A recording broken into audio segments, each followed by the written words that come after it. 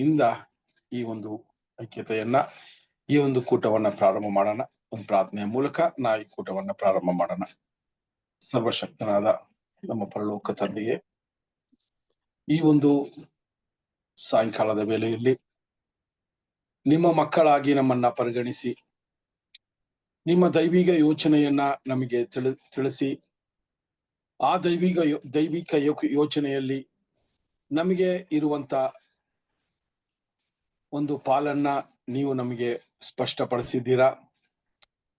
ನಮ್ಮ ರಕ್ಷಣೆಗೆ ಬೇಕಾಗಿರುವಂತ ಅರಿವನ್ನ, ಜ್ಞಾನವನ್ನ ನಮಗೆ ಕೊಟ್ಟು ದಿನೇ ನಾವು ಆ ಒಂದು ಜ್ಞಾನದಲ್ಲಿ ಬೆಳೆಯೋರಾಗಿ ಆತ್ಮಿಕ ಜೀವನವನ್ನ ಇನ್ನೂ ನಮ್ಮಲ್ಲಿ ಹೆಚ್ಚು ಪಡಿಸ್ಕೊಂಡು ಆ ಒಂದು ರಕ್ಷಣೆಯದ ಒಂದು ಮಾರ್ಗದಲ್ಲಿ ಇನ್ನೂ ನಾವು ನಿರಂತರವಾಗಿ ನಡೆಯೋದಿಕ್ಕೆ ನಮಗೆ ನೀವು ಮಾಡಿಕೊಟ್ಟಿರುವ ಈ ಕೃಪೆಗೋಸ್ಕರ ನಿಮಗೆ ನಾವು ಕೃತಜ್ಞತೆಯನ್ನ ಸಲ್ಲಿಸೋರಾಗಿದ್ದೀವಿ. ಹಾಗೂ ಬಂದಿರುವ ಒಂದೊಂದು ಸಹೋದರ ಸಹೋದರರನ್ನ ನಿಮ್ಮ ಒಂದು ಹಸ್ತಾಕ್ಷದಲ್ಲಿ ನಾವು ಈ ದಿನದಲ್ಲಿ ನಾವು ಇಡ್ತೀವಿ.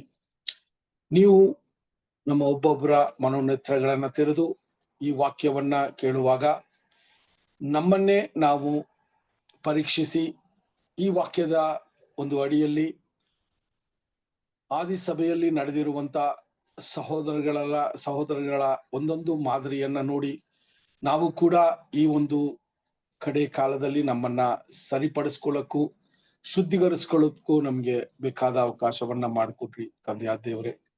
ಈ ಒಂದು ಪ್ರಾರ್ಥನೆಯನ್ನ ನಿಮ್ಮ ಒಬ್ಬನೇ ಕುಮಾರನಾಗಿರುವ ನಮ್ಮ ಕ್ರಿಸ್ತನಾದ ಯೇಸು ಕ್ರಿಸ್ತನ ದಿವ್ಯ ನಾಮದಲ್ಲಿ ನಿಮ್ಮನ್ನ ಬೇಡಿ ಕೊಳ್ತೀವಿ ನಮ್ಮ ತಂದೆಯಾದ ದೇವರೇ. ಮೇನ್ ಸಹೋದರ ಸಹೋದರಿ, ಈ ದಿನದಲ್ಲೂ ಕೂಡ ನಾವು ಈ ಒಂದು ಪ್ರಾರ್ಥನೆಯನ್ನ ಮಾಡಿದ ಹಾಗೆ ನಾವು ಅಪೋಸ್ತಲರ ಕಾರ್ಯಗಳ ವಿಷಯವನ್ನ ನಾವು ಪರಿಶೀಲನೆ ಮಾಡ್ತಾ ಇದ್ದೀವಿ. ಅಪೋಸ್ತಲ ಪೌಲ್ ಎರಡನೇ ಒಂದು ಸಾಕ್ಷಿಯ ಪಯಣವನ್ನ ಅವರು ಪ್ರಾರಂಭ ಮಾಡಿ ಆ ಎರಡನೇ ಪಯಣದಲ್ಲಿ ಹತ್ತತ್ರ ಒಂದು 15 ಪಟ್ಟಣಗಳನ್ನ ಅವರು ಭೇಟಿಯಾಗಿ ಆ 15 ಪಟ್ಟಣಗಳಲ್ಲಿ ನಡೆದಂತ ಒಂದೊಂದು ಘಟನೆಗಳು, ಅಲ್ಲಿ ನಡೆದಂತ ಸುವಾರ್ತೆಯ ಕಾರ್ಯಗಳು, ಅಲ್ಲಿ ಪೌಲ್ ಮತ್ತೆ ಸೈಲ ಮತ್ತೆ ತಿಮೋತಿಯು ಪಟ್ಟಂತ ಒಂದೊಂದು ಅನುಭವಗಳು, ಸಂಕಷ್ಟಗಳು, ಇದೆಲ್ಲ ನಾವು ನಿಧಾನಕ್ಕೆ ಈ ಕಾರ್ಯಗಳನ್ನ ನೋಡ್ಕೊ ಬರ್ತಾ ಇದ್ವಿ. ಆ ರೀತಿಯಲ್ಲಿ ಕಳೆದ ವಾರದಲ್ಲಿ ಕೂಡ ನಾವು ಎಲ್ಲಿ ಅವರ ಪಯಣ ಅಥವಾ ಅವರ ಒಂದು ಆ ಸುವಾರ್ತೆಯ ಪಯಣದ ವಿಚಾರವಾಗಿ ಎಲ್ಲಿ ನಾವು ಅದನ್ನ ಗಮನಿಸಿದ್ವಿ ಅಂತ ನೋಡ್ಬೇಕಾದ್ರೆ, ಅವರು 16ನೇ ಪಟ್ಟಣವಾಗಿರುವಂತ ಕೊರಿಂಥಿಯ ಪಟ್ಟಣಕ್ಕೆ ಅವರು ಬಂದು ಸೇರುವಂತ ವಿಷಯ. ಈ ಕೊರಿಂಥಿಯ ಪಟ್ಟಣಕ್ಕೆ ಅಪೊಸ್ತಲ ಪೌಲ್ ಬಂದಾಗ ಅವರು ಒಬ್ಬೊಂಟಿಯಾಗಿ ಬಂದ್ರು ಅಂತ ನಮಗೆ ಗೊತ್ತಿತ್ತು. ಕಳೆದ ವಾರದಲ್ಲಿ ನೋಡಿದ್ವಿ. ಯಾವಾಗ ಬೇರಿಯಾ ಪಟ್ಟಣದಲ್ಲಿ ಒಂದು ಗಲಭೆ ಅಥವಾ ಇವರ ವಿರುದ್ಧ ಕಾರ್ಯಗಳು ನಡೆಯಿತೋ, ಆವಾಗ ರಾತ್ರಿನೇ ಪೌಲನ್ನ ಅಥೇನ್ ಪಟ್ಟಣಕ್ಕೆ ಸಹೋದರಗಳು ಕರ್ಕೊ ಬರ್ತಾರೆ. ಅಲ್ಲಿ ತಿಮೋತಿಯು ಮತ್ತೆ ಬರ್ನಬಾ ಮತ್ತೆ ಸೈಲ ಬೇರಿಯಾ ಪಟ್ಟಣದಲ್ಲೇ ಉಳ್ಕೋತಾರ ಅಂತ ನೋಡಿದ್ವಿ. ಅದಾದ ನಂತರ ಅಥೇನ್ಸ್ ಪಟ್ಟಣದಲ್ಲಿ ಪೌಲು ಒಬ್ಬೊಂಟಿಯಾಗಿ ಸಾಕ್ಷಿ ಅಲ್ಲಿ ನೀಡಿ ರಾಜ್ಯದ ವಿಚಾರವಾಗಿ ಅನೇಕ ವಾದ ವಿವಾದಗಳು ನಡೆದು ಅಲ್ಲಿ ಅನೇಕರು ಅವ್ರನ್ನ ನಂಬಿ ಅವರ ಒಂದು ಮಾತುಗಳ ಮೇಲೆ ನಂಬಿಕೆ ಇಟ್ಟು ಅವರು ಕ್ರಿಸ್ತನ ಶಿಷ್ಯರಾಗಿ ಆಗೋದಿಕ್ಕೆ ಮುಂದೆ ಬಂದ್ರು ಅಂತ ಕೂಡ ನೋಡ್ತೀವಿ. ಆ ರೀತಿಯಲ್ಲಿ ನಾವು ನೋಡುವಾಗ ಆ ಒಂದು ಅಥೇನ್ಸ್ ಪಟ್ಟಣವನ್ನ ಬಿಟ್ಟು ಅಲ್ಲಿ ಕೂಡ ಈ ಒಂದು ಮಾತುಗಳನ್ನ ನಂಬದೇ ಇರುವ ಯಹೂದ್ಯರು ಅಲ್ಲಿ ಅನೇಕ ರೀತಿಯ ಒಂದು ವಿರುದ್ಧವಾಗಿರುವಂತ ಒಂದು ವಿಷಯವನ್ನ ಮಾಡಿದಾಗ ಪೌಲ್ ಕೊರಿಂಥಿಯ ಪಟ್ಟಣಕ್ಕೆ ಬರ್ತಾರೆ. ಆ ಕೊರಿಂಥಿಯ ಪಟ್ಟಣದಲ್ಲಿ ನಾವು ನೋಡಿದಂತೆ ಅವರು ಮೊಟ್ಟ ಮೊದಲನೇ ಆ ಕೊರಿಂಥಿಯ ಪಟ್ಟಣಕ್ಕೆ ಬಂದಾಗ ಅವರು ನಾವು ನೋಡಿದಂಗೆ ಕಳೆದ ವಾರದಲ್ಲಿ ಅವರ ಹತ್ರ ಒಂದು ವೇಳೆ ಅವರ ಒಂದು ಊಟಕ್ಕೆ, ಅವರ ಒಂದು ಪ್ರಯಾಣಕ್ಕೆ ಅವರಿಗೆ ಹಣ ಇಲ್ಲದೆ ಇರೋದ್ರಿಂದ ಅವರಿಗೆ ಗೊತ್ತಾಗಿರುವಂತ ವೃತ್ತಿಯನ್ನ ಹುಡುಕಿ ಆ ವೃತ್ತಿಯನ್ನ ಮಾಡಿ ಅವರಿಗೂ ಮತ್ತೆ ಅವರ ಶಿಷ್ಯಂದರಿಗೆ ಊಟ ಉಪಚಾರಕ್ಕೆ ಬೇಕಾಗಿರುವ ಹಣವನ್ನ ಅವರು ಆತನ ಸ್ವಂತ ಕೈಯಿಂದ ಆ ಕಾರ್ಯಗಳನ್ನ ಮಾಡೋದನ್ನ ನಾವು ನೋಡಿದ್ವಿ. ಆ ರೀತಿಯ ಒಂದು ಕೆಲಸವನ್ನ ಮಾಡೋಕೆ ಹೋದಾಗ ಅಲ್ಲಿ ಅವರು ನೋಡಿದ್ದು ಅಕ್ವಿಲಾ ಮತ್ತೆ ಪ್ರಿಸ್ಸಿಲ್ಲಾ ಅಂತ ನಾವು ನೋಡಿದ್ವಿ. ಇವರು ಗಂಡ ಹೆಂಡತಿಯಾಗಿ ಒಬ್ಬ ಯಹೂದ್ಯರಾಗಿ ರೋಮಾ ಪಟ್ಟಣವನ್ನ ಬಿಟ್ಟು ಆ ಸಮಯದಲ್ಲಿ ಇದ್ದಂತ ರೋಮಾಪುರಿಯ ಅಧಿಪತಿ, ರೋಮಾಪುರಿಯಲ್ಲಿರುವಂತ ಯಹೂದ್ಯರನ್ನ ಅವರು ಅಲ್ಲಿಂದ ಕಡಿಬಾರು ಮಾಡಿಸ್ತಾರೆ. ಆ ರೀತಿಯಲ್ಲಿ ಅವರು ಕೊರಿಂಥಿಯ ಪಟ್ಟಣಕ್ಕೆ ಬಂದು ಸೇರ್ತಾರೆ. ಅಲ್ಲಿ ಅವರು ಕೂಡ ಕುಟುಂಬವಾಗಿ ಈ ಒಂದು ವೃತ್ತಿ ಅಥವಾ ಈ ಒಂದು ಗೂಡಾರವನ್ನ ಉಂಟು ಮಾಡುವ ಒಂದು ವೃತ್ತಿಯಲ್ಲಿ ಅವರು ಕೂಡ ತೊಡಗಿದ್ದಾಗ ಅಲ್ಲಿ ಪೌಲು ಅವರಿಗೆ ಭೇಟಿಯಾಗುವ ವಿಷಯವನ್ನ ನೋಡಿದ್ವಿ. ಸೊ ಆ ರೀತಿಯಲ್ಲಿ ಅವರ ಒಂದು ಸಹಾಯದಿಂದ ಪೌಲು ಅಲ್ಲಿರುವಂತ ಸಭಾಮಂದಿರಗಳಲ್ಲಿ ಯಹೂದ್ಯರ ಜೊತೆ ಅನೇಕ ರೀತಿಯ ವಿಚಾರಗಳಲ್ಲಿ ಮಾತನಾಡಿ ಅಲ್ಲಿ ಆ ಸುವಾರ್ತೆಯ ವಿಷಯಗಳನ್ನ ಮಾಡುವಾಗ, ಈಗ ನಾವು ನೋಡಿದಾಗ ಕಳೆದ ವಾರದಲ್ಲಿ ಬೇರಿಯಾ ಪಟ್ಟಣದಿಂದ ಈಗ ಸೀಲಾ ಮತ್ತೆ ತಿಮೋತಿಯು ಪೌಲನನ್ನ ಸೇರುವ ಒಂದು ವಿಷಯ ಕೊರಿಂಥಿಯ ಪಟ್ಟಣದಲ್ಲಿ ನಡೆಯುತ್ತದೆ. ಅದನ್ನೇ ನಾವು ಅಪೊಸ್ತಲರ ಕಾರ್ಯಗಳು 18ನೇ ಅಧ್ಯಾಯ 5ನೇ ವಚನದಲ್ಲಿ ಈ ವಿಚಾರವನ್ನ ನೋಡಿದ್ವಿ ನಾವು. ಸರಿ, ಸೊ ಈಗ ನಾವು ನೋಡುವಾಗ ಸಹೋದರರೇ, ಈ ಕಾರ್ಯಗಳನ್ನ ನೋಡಿ ನಾವು ಕಳೆದ ವಾರದಲ್ಲಿ ಅಪೊಸ್ತಲರ ಕಾರ್ಯಗಳು 18ನೇ ಅಧ್ಯಾಯ 16ನೇ ವಚನದಲ್ಲಿ ನಮ್ಮ ಪಾಠವನ್ನ ನಾವು ನಿಲ್ಲಿಸಿದ್ವಿ. ಆ ವಚನವನ್ನ ಓದಿ ಅದರ ಒಂದು ವಿಷಯವನ್ನ ನೋಡಿ ಅಲ್ಲಿಂದ ನಾವು ಈ ದಿನದ ಪಾಠವನ್ನ ನಾವು ನೋಡೋಣ. ಅಪೊಸ್ತಲರ ಕಾರ್ಯಗಳು 18ನೇ ಅಧ್ಯಾಯ 6ನೇ ವಚನ.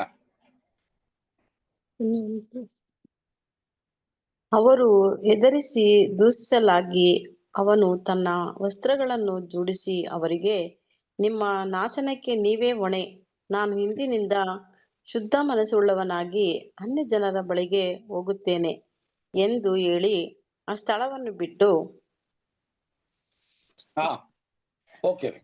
ಸೊ ಅಲ್ಲಿ ನಾವು ನೋಡುವಾಗ ಪೌಲನು ಕೊರಿಂಥ್ಯ ಪಟ್ಟಣಕ್ಕೆ ಬಂದು ಆ ಸುವಾರ್ತೆಯ ವಿಷಯಗಳನ್ನ ಮಾಡುವಾಗ ಅಲ್ಲಿ ಫಸ್ಟ್ ಅವ್ರು ಭೇಟಿಯಾಗಿದ್ದು ಅಕ್ವಿಲಾ ಮತ್ತೆ ಪ್ರಿಸ್ಸಿಲ್ಲಾ ಅಂತ ನೋಡಿದ್ವಿ. ಅದು ಅಲ್ಲದೆ ಅವರು ಸಭಾಮಂದಿರಗಳಲ್ಲಿ ಅನೇಕ ರೀತಿಯ ವಿಚಾರಗಳನ್ನ ಅವರು ಹೇಳ್ತಾರೆ. ರಾಜ್ಯದ ವಿಷಯಗಳು, ದೇವರಿಗೆ ಸಮರ್ಪಣೆ ಮಾಡುವಂತ ವಿಷಯಗಳು, ದೇವರ ಒಂದು ಸಂಕಲ್ಪವು, ಇದನ್ನೆಲ್ಲ ಹೇಳ್ಕೊ ಬಂದಾಗ ಅಲ್ಲಿ ಯಹೂದ್ಯರೇ ಅವರಿಗೆ ಅವರ ಒಂದು ಸುವಾರ್ತೆಯನ್ನ ಅವರು ಕೇಳದೇ ಇರುವಂತ ಒಂದು ವರ್ಗದವರು ಯಾರು ಅಂದ್ರೆ ಯಹೂದ್ಯರಾಗೇ ಇದ್ರು. ಅದರಿಂದ ಅಲ್ಲೂ ಕೂಡ ನಾವು ನೋಡುವಾಗ ಯಹೂದ್ಯರು ಅವರಿಗೆ ವಿರುದ್ಧವಾಗಿ ಎದ್ದಾಗ ಅವರು ಏನ್ ಮಾಡಿದ್ರು ಅಂತ ನೋಡ್ಬೇಕಾದ್ರೆ, ಸಹೋದರರೇ, ನಾನು ಈ ಸುವಾರ್ತೆಯನ್ನ ನಿಮಗೆ ಸಾರುವಂತ ಒಂದು ಕೆಲಸವನ್ನ ನಮ್ಮ ತಂದೆಯ ದೇವರು ನನಗೆ ಕೊಟ್ರು. ಅದರಿಂದ ನಾನು ನಿಷ್ಕಲಂಕವಿಲ್ಲದೆ ಇರುವಂತ ಒಂದು ವ್ಯಕ್ತಿಯಾಗಿ ಇನ್ನ ಮೇಲೆ ನಾನು ಅನ್ಯ ಜನರ ಹತ್ರ ಈ ಸುವಾರ್ತೆಯನ್ನ ಸಾರ್ತೀನಿ ಅಂತ ಇದು ಆಲ್ರೆಡಿ ನಾವು ನೋಡಿದಾಗ ಮೊದಲನೇ ಪಯಣದಲ್ಲೂ ಕೂಡ ಇದು ಪೌಲನು ಒಂದು ಕಡೆ ಈ ವಿಚಾರವನ್ನ ಹೇಳಿ ಅವರು ಮಾಡೋದನ್ನ ನೋಡಿದ್ವಿ. ಈ ಎರಡನೇ ಪಯಣದಲ್ಲೂ ಕೂಡ ಕೊರಿಂಥ್ಯ ಪಟ್ಟಣದಲ್ಲಿ ಈ ವಿಚಾರವನ್ನ ಹೇಳೋದನ್ನ ನಾವು ನೋಡ್ತೀವಿ ಸಹೋದರರೇ. ಸೊ ಇಲ್ಲಿ ನೋಡಿದಾಗ ನಾವು ಇನ್ನೊಂದು ಮುಖ್ಯವಾದ ವಿಷಯವನ್ನ ನಾವು ಈ ಕೊರಿಂಥ್ಯ ಪಟ್ಟಣದಲ್ಲಿ ನಡೆದಂತ ಕಾರ್ಯಗಳನ್ನ ನೋಡಬೇಕು. ಯಾಕೆಂತ ನೋಡ್ಬೇಕಾದ್ರೆ ಈಗ ಮುಂದೆ ಓದುವಂತ ವಿಚಾರಗಳನ್ನ ನಾವು ಮೆಲುಕಾಕ್ದಾಗ ಕೊರಿಂಥ್ಯ ಪಟ್ಟಣದಲ್ಲಿ ಈ ಸಭಾ ಮಂದಿರದಲ್ಲಿ ಅವರು ಅನೇಕ ವಿಚಾರಗಳನ್ನ ಮಾತನಾಡುವಾಗ ಅಲ್ಲಿ ಒಬ್ಬ ವ್ಯಕ್ತಿಯನ್ನ ಭೇಟಿ ಆಗ್ತಾರೆ. ಆ ವ್ಯಕ್ತಿ ಆ ಸಭಾ ಮಂದಿರದ ಪಕ್ಕದ ಒಂದು ಮನೆಯಲ್ಲಿ ಅವರು ವಾಸವಾಗಿರುವಂತ ಒಂದು ವ್ಯಕ್ತಿ ಅಂತ ಈ ಸತ್ಯವೇದದಲ್ಲಿ ನಮಗೆ ಬರೆಯಲ್ಪಟ್ಟಿದೆ. ಈ ಒಂದು ವ್ಯಕ್ತಿ ಬಂದು ಅವರ ಒಂದು ವಾಕ್ಯಗಳನ್ನ ನಂಬಿ ಅವರನ್ನ ಹಿಂಬಾಲಿಸುವ ಒಂದು ವ್ಯಕ್ತಿಯಾಗಿದ್ರು. ಅದು ಮಾತ್ರವಲ್ಲ, ಆ ಸಭಾ ಮಂದಿರದಲ್ಲಿ ಇರುವಂತ ಒಂದಷ್ಟು ಯಹೂದ್ಯರು ಮಾತ್ರ ಅವರಿಗೆ ವಿರುದ್ಧವಾಗಿದ್ರು. ಆದ್ರೆ ವಚನವನ್ನ ಓದುವಾಗ ಆ ಸಭಾ ಮಂದಿರವನ್ನ ನಡೆಸುವಂತ ನಾಯಕ ಅಥವಾ ಒಬ್ಬ ಯಹೂದ್ಯ ಸಹೋದರ ಅಪೊಸ್ತಲ ಪೌಲ್ ಮಾತನಾಡುವ ವಾಕ್ಯಗಳನ್ನ ವಿಷಯಗಳನ್ನ ಅವರು ನಂಬಿ ಅವರು ಮತ್ತೆ ಅವರ ಕುಟುಂಬದವರು ಅಲ್ಲಿ ದೀಕ್ಷಾ ಸ್ಥಾನ ತಗೊಂಡ್ರು ಅನ್ನುವ ಒಂದು ಸಾಕ್ಷಿಯನ್ನ ಕೊಡ್ತಾರೆ. ನೋಡ್ರಿ, 18ನೇ ಅಧ್ಯಾಯ 7 ಮತ್ತೆ 8 ವಚನಗಳನ್ನ ಓದೋಣ. ಅಪೊಸ್ತಲರ ಕಾರ್ಯಗಳು 18ನೇ ಅಧ್ಯಾಯ 7 ಮತ್ತೆ 8 ವಚನಗಳು.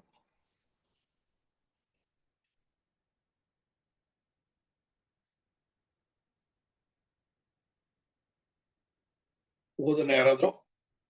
ಅಪೊಸ್ತಲರ ಕಾರ್ಯಗಳು 18ನೇ ಅಧ್ಯಾಯ 7 ಮತ್ತೆ 8 ವಚನಗಳು.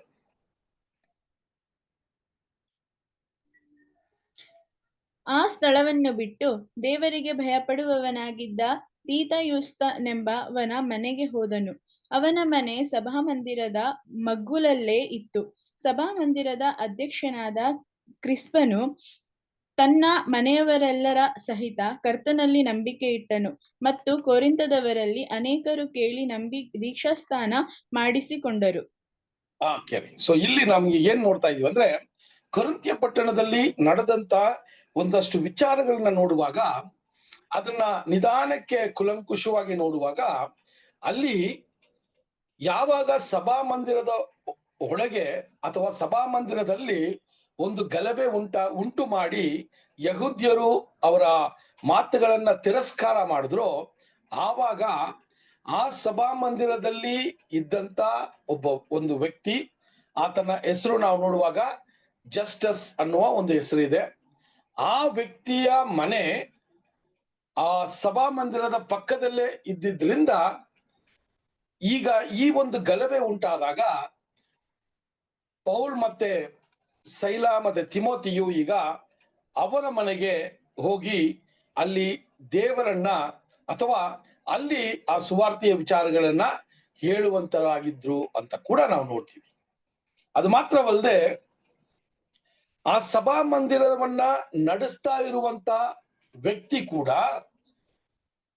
ದೇವರ ಕೃಪೆಯಿಂದ ಪೌಲನ ಮಾತನ್ನ ಕೇಳಿ ಅದನ್ನ ನಂಬಿ ಅವರು ದೀಕ್ಷಾಸ್ಥಾನ ತಗೊಂಡ್ರು ಅನ್ನುವ ಒಂದು ವಿಷಯವನ್ನ ನೋಡುವಾಗ, ಕೊರಿಂಥ್ಯ ಪಟ್ಟಣದಲ್ಲೂ ಕೂಡ ಪ್ರಾರಂಭದಲ್ಲಿ ಅಲ್ಲಿ ಅನೇಕ ಯಹೂದ್ಯರಲ್ಲೂ ಕೂಡ ಎಲ್ಲಾ ಯಹೂದ್ಯರು ಅವರ ಮಾತಿಗೆ ವಿರುದ್ಧವಾಗಿರ್ಲಿಲ್ಲ.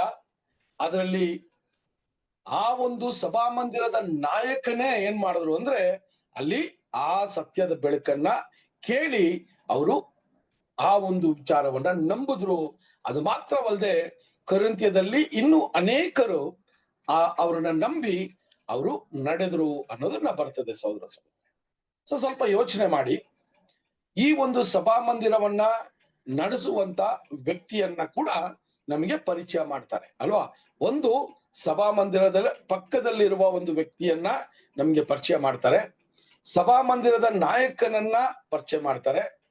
ಈ ವಚನವನ್ನ ಮತ್ತೆ ಇನ್ನೊಂದ್ಸರಿ ಓದಿ ಸಿಸ್ಟರ್, 7ನೇ ಅಧ್ಯಾಯ 7ನೇ ವಚನ 8ನೇ ವಚನ ಇನ್ನೊಂದ್ಸರಿ ಓದಿ.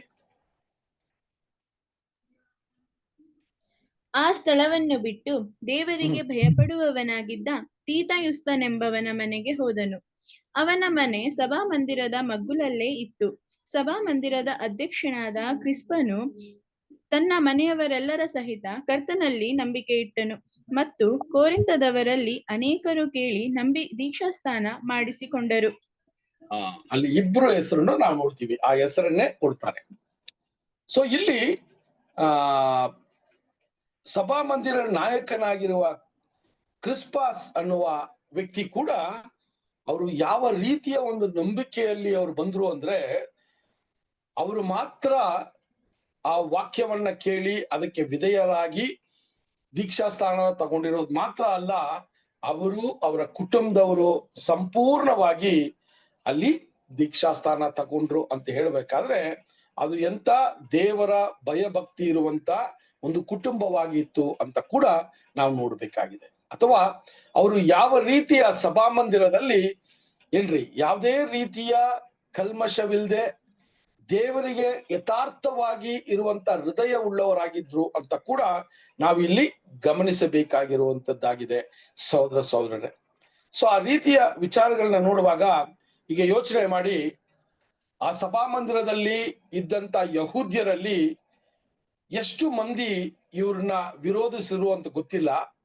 ಆದ್ರೆ ಆ ಸಭಾಮಂದಿರದ ನಾಯಕ ಅಥವಾ ಆ ಸಭಾಮಂದಿರವನ್ನ ನಡೆಸುವಂತ ವ್ಯಕ್ತಿನೇ ಕ್ರಿಸ್ತನನ್ನ ಸ್ವೀಕಾರ ಮಾಡ್ಬಿಟ್ರು ಅಂತ ಹೇಳಿದಾಗ ಆ ಸಭಾಮಂದಿರದ ಒಂದು ಪರಿಸ್ಥಿತಿ ಯಾವ ರೀತಿ ಇರಬೇಕು ಅಂತ ಯೋಚನೆ ಮಾಡಿ ಅಲ್ವಾ. ಸೊ ಅಲ್ಲಿ ಆ ಸಭಾಮಂದಿರವನ್ನ ನಡೆಸುವ ಒಂದು ನಾಯಕ ಈಗ ಇಲ್ಲದೆ ಇರುವಂತ ಒಂದು ಪರಿಸ್ಥಿತಿಯನ್ನ ನಾವು ನೋಡ್ತೀವಿ ಸಹೋದರ ಸಹೋದರ. ಯಾಕೆ ಈ ವಿಚಾರಗಳನ್ನ ನೋಡ್ತೀವಿ ಅಂತ ನೋಡ್ಬೇಕಾದ್ರೆ, ಅಲ್ಲಿ ಸುವಾರ್ತೆಯನ್ನ ಸಾರುವಾಗ ಯಾವ ರೀತಿ ದೇವರ ಖಡ್ಗವಾಗಿರುವಂತ ದೇವರ ವಾಕ್ಯ ಅಲ್ಲಿ ವಿಂಗಡಣೆ ಮಾಡುತ್ತೆ ಅನ್ನೋದನ್ನೇ ನಾವು ಸತತವಾಗಿ ಈ ಪಯಣದಲ್ಲಿ ನೋಡ್ಕೊಂಡ್ ಬರ್ತಾ ಇದ್ದೀವಿ. ಯಾವ ರೀತಿಯ ಜನರನ್ನ ತಂದೆಯಾದ ದೇವರು ಹಾರಿಸ್ಕೋತಾರೆ, ಯಾವ ರೀತಿಯ ಜನರು ಅದನ್ನ ವಿರುದ್ಧವಾಗಿ ನಿಂತ್ಕೋತಾರೆ ಅಂತ ನೋಡ್ಬೇಕಾದ್ರೆ ಈ ಎರಡು ವರ್ಗದವರನ್ನ ದೇವರೇನ್ ಮಾಡ್ತಾ ಇದ್ದಾರೆ, ಅಲ್ಲಿ ವಿಂಗಡಣೆ ಮಾಡ್ತಾ ಇದ್ದಾರೆ ಅನ್ನೋದನ್ನ ಕೂಡ ನಮಗೆ ಸ್ಪಷ್ಟ ಆಗ್ತಾ ಇದೆ ಸಹೋದರ ಸಹೋದರನೇ. ಸೊ ಈ ರೀತಿಯ ವಿಚಾರಗಳನ್ನ ನೋಡ್ಬೇಕಾದ್ರೆ ಅಲ್ಲಿ ಪೌಲನು ಸಭಾಮಂದಿರದಲ್ಲಿ ಒಂದು ಅಟಚಣೆ ಆಗಿರೋದ್ರಿಂದ ಈಗ ಆ ವ್ಯಕ್ತಿಯ ಮನೆಯಲ್ಲಿ ಆ ಸುವಾರ್ತೆಯ ವಿಚಾರಗಳನ್ನ ಇನ್ನೂ ಒಂದಷ್ಟು ವಿಚಾರಗಳನ್ನ ಅಲ್ಲಿ ಅವ್ರೇನ್ ಮಾಡಿರ್ಬೇಕಾಗೈತ್ರಿ, ಅಲ್ಲಿ ಶೇರ್ ಮಾಡಿರ್ಬೇಕು. ಅದಕ್ಕೇನೆ ಅಲ್ಲಿ ಆ ಸಭಾಮಂದಿರದ ನಾಯಕ ಕೂಡ ಅಲ್ಲಿ ಚೇಂಜ್ ಆದ್ರು ಅಂತ ನೋಡ್ತೀವಿ. ಅದು ಮಾತ್ರವಲ್ಲ ಸಹೋದರ ಸಹೋದರರೇ, ಕೊರಿಂಥ್ಯ ಪಟ್ಟಣದಲ್ಲಿ ಇಷ್ಟೆಲ್ಲ ಒಂದು ಸಂಕಷ್ಟಗಳು ಉಂಟಾಯಿತು, ವಿರೋಧಗಳು ಉಂಟಾಯಿತು, ವಾಕ್ಯಕ್ಕೆ ಎದುರು ಆದಂತ ಜನರಿದ್ರು. ಆದ್ರೆ ಕೂಡ ಅಲ್ಲಿ ಪೌಲು ಆ ಸನ್ನಿವೇಶದಲ್ಲಿ ಅವರು ಕುಗ್ಗೋಗ್ತಾರ ಅಥವಾ ಆ ಸನ್ನಿವೇಶದಲ್ಲಿ ಅವರು ಮನಸ್ಸಲ್ಲಿ ಒಂದು ಕಳವಳ ಉಂಟಾಗತ್ತಾ ಅನ್ನೋದು ನಮಗೆ ಗೊತ್ತಿದೆ ಅಲ್ವಾ. ಯಾಕಂದ್ರೆ ಅವರು ಕೂಡ ಒಂದು ಸಾಧಾರಣವಾಗಿರುವಂತ ನಮ್ಮ ತರ ಅವರು ಕೂಡ ಒಂದು ವ್ಯಕ್ತಿಯಾಗಿದ್ರು. ಈ ರೀತಿಯ ಒಂದು ಗಲಭೆಗಳು ನಡೆದಾಗ ಅವ್ರಿಗೆ ಕೂಡ ತುಂಬಾ ಮನಸ್ಸಿಗೆ ನೋವಾಗಿರ್ಬೋದು, ಸಂಕಷ್ಟಗಳು ಬಂದಾಗ ಅವರಿಗೆ ಸ್ವಲ್ಪ ಮನಸ್ಸಲ್ಲಿ ಕಳವಳ ಉಂಟಾಗಿರ್ಬೋದು. ಈ ರೀತಿಯ ಒಂದು ವಿಚಾರವನ್ನ ದೇವರು ಏನ್ ಮಾಡ್ತಾ ಇದ್ದಾರೆ, ಅವ್ರನ್ನ ನೋಡ್ತಾ ಇರುವಾಗ ಆ ದಿನ ರಾತ್ರಿಯಲ್ಲಿ ವಚನ ಹೇಳ್ತದೆ, ದೇವರು ಒಂದು ದರ್ಶನದ ಮೂಲಕ ಅಂತ ಅಲ್ಲಿ ಹೇಳುವಂತ ವಿಷಯವನ್ನ ನಾವು ನೋಡ್ತೀವಿ. ಅಪೊಸ್ತಲರ ಕಾರ್ಯಗಳು 18ನೇ ಅಧ್ಯಾಯ 9 ಮತ್ತು 10 ವಚನಗಳು. ಇದಲ್ಲದೆ ಕರ್ತನು ರಾತ್ರಿ ಕಾಲದಲ್ಲಿ ಪೌಲನಿಗೆ ದರ್ಶನ ಕೊಟ್ಟು, ನೀನು ಹೆದರಬೇಡ, ಸುಮ್ಮನಿರದೆ ಮಾತಾಡುತ್ತಲೇ ಇರು, ನಾನೇ ನಿನ್ನೊಂದಿಗಿದ್ದೇನೆ, ಯಾರು ನಿನ್ನ ಮೇಲೆ ಬಿದ್ದು ಕೇಡು ಮಾಡುವುದಿಲ್ಲ, ಈ ಪಟ್ಟಣದಲ್ಲಿ ನನಗೆ ಬಹಳ ಮಂದಿ ಇದ್ದಾರೆ ಎಂದು ಹೇಳಿದನು.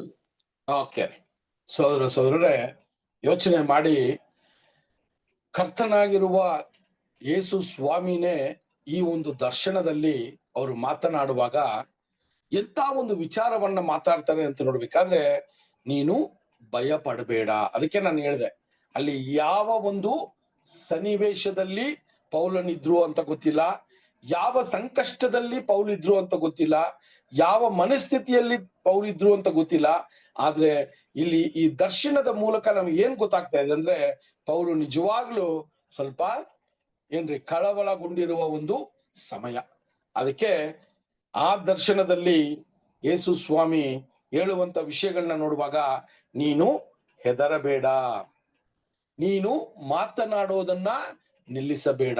ನೋಡಿ ಸಹೋದರ ಸಹೋದರರೇ, ಇದು ಸಾಧಾರಣವಾಗಿ ಈ ರೀತಿಯ ಘಟನೆಗಳಾದಾಗ, ನಮ್ಮ ಮಧ್ಯದಲ್ಲಿ ಒಂದು ವೇಳೆ ಈ ರೀತಿಯ ಘಟನೆಗಳಾದಾಗ ನಮ್ಮ ಸಹೋದರನೋ ಸಹೋದರಿಯೋ ಬಂದು ನಮ್ಮನ್ನ ಬಲಪಡಿಸುವಾಗ ನಮ್ಮಲ್ಲಿ ಒಂದು ಹೊಸದಾಗಿ ಒಂದು ಹುಮ್ಮಸ್ಸು ನಮಗೆ ದೇವರು ಕೊಡಿಸುವಂತ ವಿಷಯಗಳನ್ನ ನೋಡ್ತೀವಿ. ಆದ್ರೆ ಇಲ್ಲಿ ಪೌಲಿಗೆ ನೀವು ನೋಡುವಾಗ ಸಹೋದರ ಸಹೋದರರೇ, ಅಲ್ಲಿ ಸ್ವತಃ ಯೇಸು ಕ್ರಿಸ್ತನ ಒಂದು ದರ್ಶನ ಉಂಟಾಗಿ ಅವರು ಹೇಳುವಾಗ ಪೌಲನಿಗೆ ಎಷ್ಟು ಧೈರ್ಯ ಅಲ್ಲಿ ಬಂದಿರಬೇಕು ಅಂತ ನಾವು ಯೋಚನೆ ಮಾಡ್ಬೇಕು ಅಲ್ವಾ. ಅಲ್ಲಿ ಹೇಳ್ತಾರೆ, ನೀನು ಹೆದರಬೇಡ, ನೀನು ಮಾತನಾಡೋದನ್ನ ನಿಲ್ಲಿಸಬೇಡ, ಯಾಕೆ ಆದ್ರೆ ನಾನು ನಿನ್ನ ಸಂಗಡ ಇರ್ತೀನಿ ಅಂತ ಹೇಳುವ ಒಂದು ವಾಗ್ದಾನ ಆತನಿಗೆ ಸಿಕ್ಕಿದಾಗ ಯೋಚನೆ ಮಾಡಿ ಪೌಲನ ಒಂದು ಒಂದು ಛಲ, ಪೌಲನ ಒಂದು ಧೈರ್ಯ ಹೆಂಗಿದ್ದಿರ್ಬೇಕು ಅಂತ ನಮಗೆ ಈ ವಾಕ್ಯದಲ್ಲಿ ನೋಡುವಾಗ ಎಷ್ಟು ದೃಢತೆ ಅವರಿಗೆ ಬಂದಿರ್ತದೆ ಅಂತ ಕೂಡ ನಾವು ನೋಡ್ತೀವಿ. ನಾನು ನಿನ್ನ ಹೊಂದಿಗೆ ಇರ್ತೀನಿ ಅಂತ ಹೇಳೋದು ಮಾತ್ರ ಅಲ್ಲ, ನಿನ್ನನ್ನ ಯಾವ ವ್ಯಕ್ತಿನೂ ನಿನಗೆ ಕೇಡು ಉಂಟು ಮಾಡದಂಗೆ ನಾನು ನೋಡ್ಕೋತೀನಿ ಅಂತ ಹೇಳುವಂತ ವಿಷಯವನ್ನ ಹೇಳ್ತಾರೆ. ಈ ರೀತಿಯ ಒಂದು ಒಂದು ವಾಗ್ದಾನ ನಮಗೆ ಸಿಕ್ಬಿಟ್ರೆ ಯೋಚನೆ ಮಾಡಿ ಈ ವಚನಗಳನ್ನ ಯಾವ ರೀತಿ ನಾವು ಬೇರೆಯೊಬ್ಬರಿಗೆ ಹಂಚಿಕೊಳ್ತೀವಿ ಅಂತ ನಮಗೆ ಗೊತ್ತಾಗುತ್ತೆ ಅಲ್ವಾ ಸಹೋದರ ಸಹೋದರರ. ಇದೆಲ್ಲ ಕೂಡ ನಾವು ನೋಡ್ಬೇಕಾದ್ರೆ ಯಾವ ಒಂದು ವಿಷಯದಲ್ಲಿ ಸಭೆಯ ಪ್ರಾರಂಭದ ಕಾಲದಲ್ಲಿ ಯೇಸು ಕ್ರಿಸ್ತನು ಯಾವ ರೀತಿ ಸಭೆಯನ್ನ ಪರಾಮರಿಸ್ತಾ ಇದ್ರೋ, ಈ ಸುವಾರ್ತೆಯ ಒಂದು ವಿಚಾರಗಳನ್ನ ಅಲ್ಲಿ ಮಾತನಾಡೋದಿಕ್ಕೆ ಅವರ ಮಕ್ಕಳಿಗೆ ಕೊಟ್ಟಾಗ ಅವರೇ ಅವರಿಗೆ ಧೈರ್ಯವನ್ನ ತುಂಬಿಸ್ತಾರೆ, ಅವರಿಗೆ ಜ್ಞಾನವನ್ನ ತುಂಬಿಸ್ತಾರೆ ಅನ್ನೋದನ್ನ ನಾವಿಲ್ಲಿ ನೋಡುವಂತರಾಗಿರ್ಬೇಕು ಸಹೋದರ ಸಹೋದರರೇ. ಅಲ್ಲಿ ಈ ರೀತಿಯ ಗಲಭೆಗಳು ಯಾವಾಗ ಪೌಲು ಇದಕ್ಕಿಂತ ಮುಂಚೆ ನಡೆದ ಪಟ್ಟಣಗಳಲ್ಲಿ ಈ ರೀತಿಯ ಗಲಭೆಗಳು ಉಂಟಾದಾಗ ಅವ್ರಿಗೆ ಏನ್ ಸೂಚನೆ ಉಂಟಾಗೋದಂದ್ರೆ, ನಾನು ನೆಕ್ಸ್ಟ್ ಒಂದು ಸಿಟಿಗೆ ಹೋಗ್ಬೇಕು, ನನ್ನ ಪಯಣ ಇಲ್ಲಿ, ನನ್ನ ಒಂದು ಕೆಲಸ ಇಲ್ಲಿ ಮುಗಿದೋಯ್ತು, ನಾನು ನೆಕ್ಸ್ಟ್ ಏನ್ ಮಾಡ್ಬೇಕ್ರಿ, ಇನ್ನೊಂದು ಪಟ್ಟಣಕ್ಕೆ ಹೋಗೋದಕ್ಕೆ ದೇವರು ಈ ರೀತಿಯ ವಿಚಾರಗಳನ್ನ ಮಾಡ್ತಾರೆ ಅನ್ನೋದು ಅವರ ಮನಸ್ಸಲ್ಲಿ ಇದ್ದಿರ್ಬೇಕು. ಆದ್ರೆ ಇಲ್ಲಿ ಆ ಒಂದು ಮನಸ್ಥಿತಿ ಬರೋದಕ್ಕೆ ಮುಂಚೆನೆ ಕ್ರಿಸ್ತನು ದರ್ಶನದಲ್ಲಿ ಹೇಳ್ತಾರೆ, ನೀನು ಭಯ ಪಡಬೇಡ, ನೀನು ಮಾತನಾಡೋದನ್ನು ನಿಲ್ಲಿಸಬೇಡ, ನಿನ್ನ ಜೊತೆ ನಿನ್ನ ಸಂಗಡ ನಾನು ಇರ್ತೀನಿ, ನಿನಗೆ ಯಾರೂ ಕೇಡು ಮಾಡೋದಕ್ಕೆ ಆಗಲ್ಲ. ಯಾಕೆ ಅಂದ್ರೆ ಈ ಒಂದು ಪಟ್ಟಣದಲ್ಲಿ ಇನ್ನು ಅನೇಕರು ನನ್ನ ಒಂದು ಮಾತನ್ನ ಕೇಳೋರು ಇದ್ದಾರೆ ಅನ್ನೋದನ್ನ ಅಲ್ಲಿ ಹೇಳ್ತಾರೆ ಸಹೋದರ ಸಹೋದರರೇ. ಯೋಚನೆ ಮಾಡಿ, ಎಂತ ಒಂದು ಸ್ಪಷ್ಟತೆಯನ್ನ ಕೊಡ್ತಾರೆ, ಎಂತ ಒಂದು ಧೈರ್ಯವನ್ನ ತುಂಬಿಸ್ತಾರೆ, ಎಂತ ಒಂದು ಆಶ್ವಾಸನೆಯನ್ನ ಕೊಡ್ತಾರೆ ಅಂತ ನಾವು ನೋಡ್ಬೋದು. ಈ ಆಶ್ವಾಸನೆಯನ್ನ ಪಡೆದುಕೊಂಡಿರುವ ಪೌಲು ಈ ಒಂದು ಮಾತನ್ನ, ದರ್ಶನದಲ್ಲಿ ನೋಡಿದಂತ ಮಾತನ್ನ ಕೇಳಿದಂತ ಪೌಲ ಒಂದು ನಂಬಿಕೆ ಮತ್ತು ವಿಶ್ವಾಸ ಎಷ್ಟು ಗಟ್ಟಿಯಾಯ್ತು ಅಂದ್ರೆ, ಆ ಮಾತನ್ನ ಕೇಳಿದ ನಂತರ ಹತ್ತತ್ರ 1.5 ವರ್ಷ ಪೌಲನು ಕೊರಿಂಥ್ಯ ಪಟ್ಟಣದಲ್ಲಿ ವಾಸವಾಗಿದ್ರು, ಸುವಾರ್ತೆಯನ್ನ ಸಾರಿದ್ರು ಅನ್ನೋದನ್ನ 11ನೇ ವಚನದಲ್ಲಿ ನಮಗೆ ತಿಳಿಸ್ತಾರೆ. 18ನೇ ಅಧ್ಯಾಯ 11ನೇ ವಚನ. ಅವನು 1 ವರ್ಷ 6 ತಿಂಗಳು ಅಲ್ಲೇ ಇದ್ದುಕೊಂಡು ಆ ಜನರಿಗೆ ದೇವರ ವಾಕ್ಯವನ್ನು ಉಪದೇಶ ಮಾಡುತ್ತಿದ್ದನು. ಓಕೆ ರೀ. ಸೊ ನೋಡಿದ್ರಾ, ಸೊ ಇಲ್ಲಿ ಕೊರಿಂಥ್ಯ ಪಟ್ಟಣ ಅಂತ ನಮಗೆ ನಾವು ಈ ಒಂದು ನಮ್ಮ ಒಂದು ಸತ್ಯದ ವಿಷಯದಲ್ಲಿ ಯಾವಾಗ ನಾವು ಕೊರಿಂಥ್ಯದವರಿಗೆ ಬರೆದ ಪತ್ರಿಕೆ ಅಂತ ನಾವು ಓದುವಾಗ 1 ಮತ್ತು 2 ಓದುವಾಗ ಅದರ ಹಿನ್ನೆಲೆಯನ್ನ ಈಗ ನೋಡ್ತಾ ಇದೀವಿ.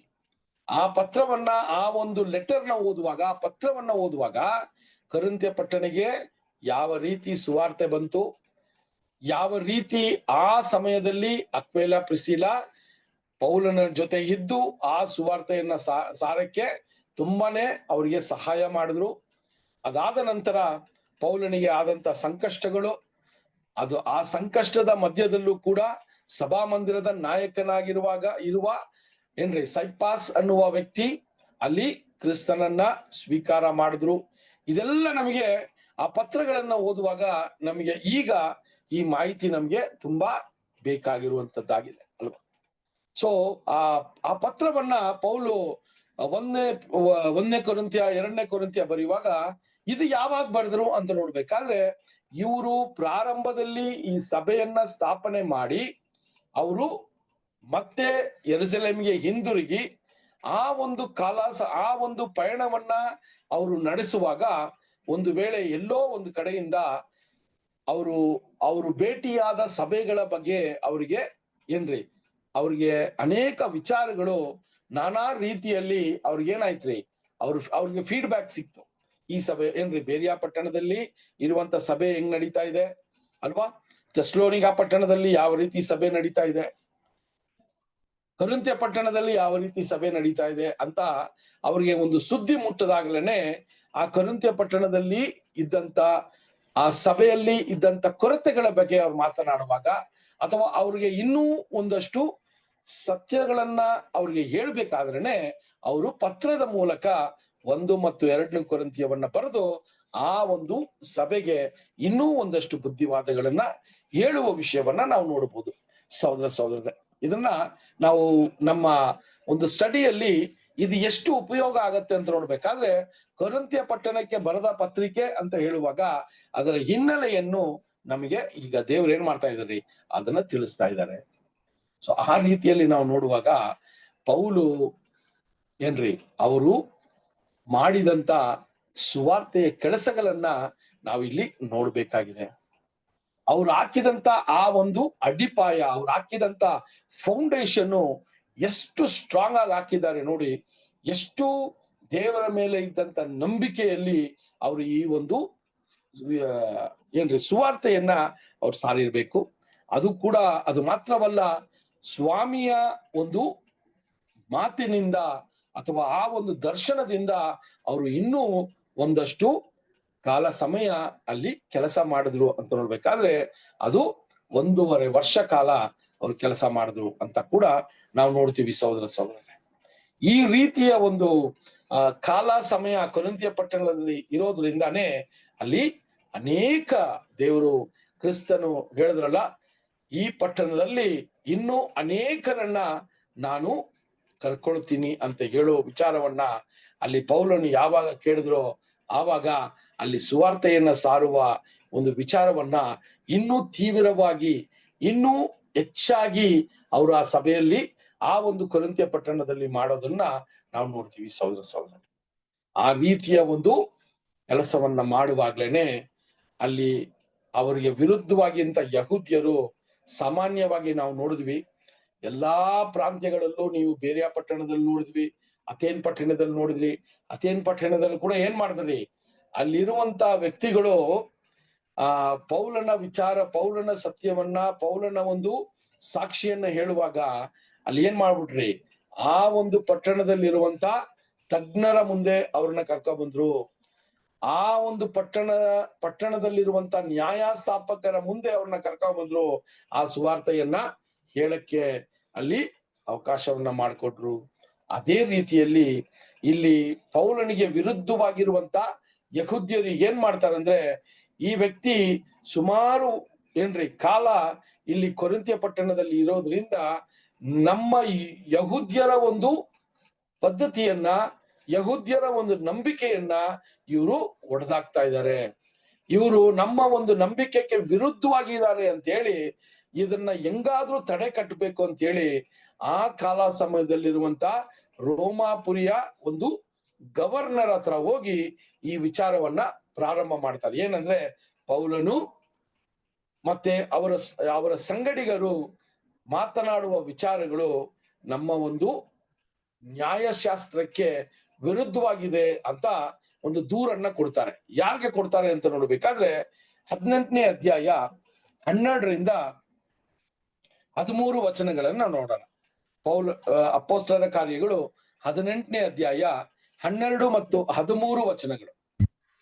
ಗೆಲಿಯೋನನು ಅಖ್ಯದ ಅಧಿಪತಿಯಾಗಿರಲು ಯಹೂದ್ಯರು ಒಟ್ಟಾಗಿ ಪೌಲನ ಮೇಲೆ ಬಿದ್ದು ಅವನನ್ನು ನ್ಯಾಯಸ್ಥಾನದ ಮುಂದೆ ಹಿಡಿತಂದು, ಇವನು ದೇವರನ್ನು ಧರ್ಮಶಾಸ್ತ್ರಕ್ಕೆ ವಿರುದ್ಧವಾಗಿ ಪೂಜಿಸುವುದಕ್ಕೆ ಜನರನ್ನು ಒಡಂಬಡಿಸುತ್ತಾನೆಂದು ದೂರಿ ಹೇಳಿದ್ದರು. ಓಕೆನಾ? ಸೊ ಇಲ್ಲಿ ಏನಾಗತ್ತೆ ಅಂದ್ರೆ, ಈಗ ಪೌಲು ತುಂಬಾ ಕಾಲ ಅಲ್ಲಿ ಇದ್ದು ಬಿಟ್ರು, 1.5 ವರ್ಷ ಅಂತ ನೋಡಿದ್ವಲ್ಲ. ಈ 1.5 ವರ್ಷದಲ್ಲಿ ಪೌಲನ ಒಂದು ಸುವಾರ್ತೆಯ ಕೆಲಸಗಳು ಆ ಇಡೀ ಪಟ್ಟಣವನ್ನೇ ಏನಾಗೋಯ್ತ್ರಿ, ತುಂಬಾ ಒಂದು ಗಲಭೆ ಉಂಟಾಗುವ ಒಂದು ಪರಿಸ್ಥಿತಿಯಲ್ಲಿ ತಂದ್ಬಿಟ್ರು. ವಿಶೇಷವಾಗಿ ಯಹೂದ್ಯರಲ್ಲಿ ಒಂದು ಅಪನಂಬಿಕೆಯನ್ನ ಉಂಟು ಮಾಡುವಂತ, ಅಥವಾ ಯಹೂದ್ಯರ ಒಂದು ಸಂಪ್ರದಾಯಗಳು, ಯಹೂದ್ಯರ ಒಂದು ವಿಷಯಗಳೆಲ್ಲ ಇಲ್ಲಿ ಯಾವುದು ಸರಿಯಾದದ್ದು ಅಂತ ಪೌಲನು ಆತನಿಗಿರುವಂತ ಆ ಜ್ಞಾನದಲ್ಲಿ ಅದನ್ನ ತಿದ್ದುಪಡಿ ಮಾಡಕ್ ಹೋದಾಗ ಅಲ್ಲಿ ಇದ್ದಂತ ಯಹೂದ್ಯರಿಗೆ ಒಂದು ದೊಡ್ಡ ಒಂದು ಏನ್ರಿ ಪ್ರಾಬ್ಲಮ್ ಪೌಲಿಂದ ಸ್ಟಾರ್ಟ್ ಆಯ್ತು. ಸಭಾಮಂದಿರಗಳಲ್ಲಿ ಪ್ರಶ್ನೆ ಮಾಡುವಂತ ಒಂದು ಸಹೋದರಗಳು ಉಂಟಾದ್ರು. ದೇವರ ಯೋಜನೆಯಲ್ಲಿ ಯಹೂದ್ಯರ ವಿಚಾರವಾಗಿ ಪ್ರಶ್ನೆ ಮಾಡುವಂತ ಒಂದು ವಿಷಯ ಬಂತು. ಸೊ ಇದೆಲ್ಲ ಬಂದಾಗ ಈಗ ಇದಕ್ಕೆ ಯಾವುದು ಒಂದು ಸೂತಕವಾದ ಒಂದು ಪರಿಹಾರ ಅಂತ ನೋಡ್ಬೇಕಾದ್ರೆ, ಆ ಒಂದು ರೋಮಾಪುರಿಯಲ್ಲಿ ಇದ್ದಂತ ಅಧಿಪತಿ ಹತ್ರ ಈಗ ಕರ್ಕೊ ಬರ್ತಾರೆ. ಅವರ ಒಂದು ಹೆಸರು ಹೆಂಗಿದೆ ಅಂತ ನೋಡ್ಬೇಕಾದ್ರೆ ಗಾಲಿಯೋ ಅಂತ ಬರ್ತದೆ, ಗಾಲಿಯೋ ಅಂತ ಇಂಗ್ಲಿಷ್ ಅಲ್ಲಿ.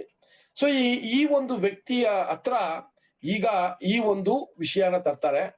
ಅಲ್ಲಿ ತಂದಾಗ ಏನು ದೂರನ್ನ ಕೊಡ್ತಾರೆ ಅಂದ್ರೆ, ಈ ಒಂದು ವ್ಯಕ್ತಿಗಳು ಪೌಲ್ ಮತ್ತೆ ಅವರ ಸಂಗಡಿಗರು ಏನ್ ಮಾಡ್ತಾ ಇದಾರೆ ಅಂದ್ರೆ, ಇವರು ದೇವರನ್ನ ಪೂಜಿಸುವ ವಿಚಾರದಲ್ಲಿ ನಮ್ಮ ಧರ್ಮಶಾಸ್ತ್ರಕ್ಕೆ ವಿರುದ್ಧವಾಗಿ ವಿಚಾರಗಳನ್ನ ಮಾಡ್ತಾ ಇದ್ದಾರೆ ಅಂತ ಅಲ್ಲಿ ಒಂದು ದೂರನ್ನ ಕೊಡ್ತಾರೆ. ಯಾಕಂದ್ರೆ ನೋಡಿ, ಈ ವಿಚಾರಗಳನ್ನ ನಾವು ನೋಡುವಾಗ ನಮ್ಮ ಸ್ಟಡಿಯಲ್ಲಿ ಏನ್ ನೋಡ್ಬೇಕಂದ್ರೆ, ಈ ಒಂದು ಅಪೊಸ್ತಲ ಪೌಲ ಪಯಣದಲ್ಲಿ ನಾವು ನೋಡುವಾಗ, ಅವರು ಹೋಗಿದ್ದು ಪ್ರಾಂತ್ಯಗಳೆಲ್ಲ ನಾವು ನೋಡುವಾಗ ಸಭಾಮಂದಿರಗಳಿತ್ತು, ಯಹೂದ್ಯರಿದ್ರು, ಅವ್ರದೇ ಆದಂತ ಒಂದು ಏನ್ರಿ ಪದ್ಧತಿಗಳಿತ್ತು, ಅವ್ರದೇ ಆದಂತ ಒಂದು ವಿಚಾರಗಳು, ನಂಬಿಕೆಗಳು, ದೇವರು ಅನ್ನೋದು ಅವ್ರಿಗೆ ಗೊತ್ತಿತ್ತು. ಆದ್ರೆ ಅವರು ಸ್ವಯಂ ಅಥವಾ ಅವ್ರದೇ ಆದಂತ ಒಂದು ಆಜ್ಞೆಗಳನ್ನ, ಅವರು ತೀರ್ಮಾನಗಳನ್ನ ತಗೊಳಕ್ಕಾಗಲ್ಲ. ಯಾಕಂದ್ರೆ ಅವರು ರೋಮಾಪುರಿಯ ರಾಜ್ಯರ ಕೆಳಗೆ ಇದ್ದಾರೆ ಅನ್ನೋದನ್ನ ನಮಗೆ ಇಲ್ಲಿ ಸ್ಪಷ್ಟ ಆಗತ್ತೆ. ಅವರು ಯಾವುದೇ ರೀತಿಯ ವಿಚಾರಗಳನ್ನ ಅಥವಾ ಒಂದು ತೀರ್ಮಾನವನ್ನ ತಗೋಬೇಕಾದ್ರೆ ಆ ರೋಮಾಪುರಿಯ ಅರಸರು ಅಥವಾ ರೋಮಾಪುರಿಯನ್ನ ನಡೆಸುವಂತ ಆ ಒಂದು ಲೀಡರ್ಗಳು ಅವರ ಸಹಾಯ ಇಲ್ಲದೆ ಇವ್ರು ಏನೂ ಮಾಡಕ್ಕಾಗಲ್ಲ ಅನ್ನೋದನ್ನ ನಾವು ಈ ಒಂದು ಪಯಣದ ವಿಚಾರಗಳನ್ನ ನೋಡ್ಕೊ ಬರ್ತೀವಿ. ಅದೇ ರೀತಿ ಇಲ್ಲೂ ಕೂಡ ಸಹೋದರರೇ, ಆ ಪಯಣದಲ್ಲಿ ಈಗ ಇಲ್ಲಿ ಆ ದೂರನ್ನ ಕೊಟ್ಟಾಗ ಸಹೋದರರೇ, ಆ ಗಾಲಿಯೋ ಅನ್ನುವ ವ್ಯಕ್ತಿ ಈಗ ಯಾವ ರೀತಿ ಪ್ರತಿಕ್ರಿಯಿಸ್ತಾರೆ ಅಂತ ನೋಡ್ಬೇಕಾದ್ರೆ, ಈಗ ಅವರು ಕೊಟ್ಟಂತ ದೂರಿಗೆ ಪೌಲನು ಅವರ ಸಾಕ್ಷಿಯನ್ನ ಹೇಳಕ್ಕೆ ಪ್ರಾರಂಭ ಮಾಡುವಾಗ ಸಹೋದರರೇ, ಗಾಲಿಯೋ ಅಲ್ಲಿ ಈ ಒಂದು ವಾದ ವಿವಾದಗಳನ್ನ ನಿಲ್ಲಿಸ್ತಾರೆ. ಯಾಕೆ ಅಂತ ನೋಡ್ಬೇಕಾದ್ರೆ 18ನೇ ಅಧ್ಯಾಯ 14ರಿಂದ 16 ವಚನಗಳನ್ನ ಓದಿ. 18ನೇ ಅಧ್ಯಾಯ 14ರಿಂದ 16 ವಚನಗಳು.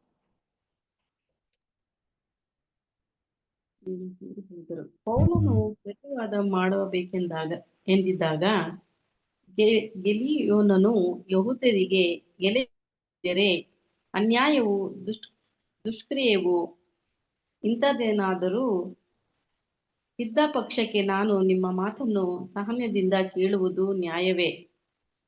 ಆದರೆ ನೀವು ಮಾಡುವ ವಿವಾದವು ಬೋಧನೆಯನ್ನು ಹೆಸರುಗಳನ್ನು ನಿಮ್ಮ ಧರ್ಮಶಾಸ್ತ್ರವನ್ನು ಕುರಿತದ್ದಾಗಿರುವುದರಿಂದ ಅವುಗಳನ್ನು ನೀವೇ ನೋಡಿಕೊಳ್ಳಿರಿ.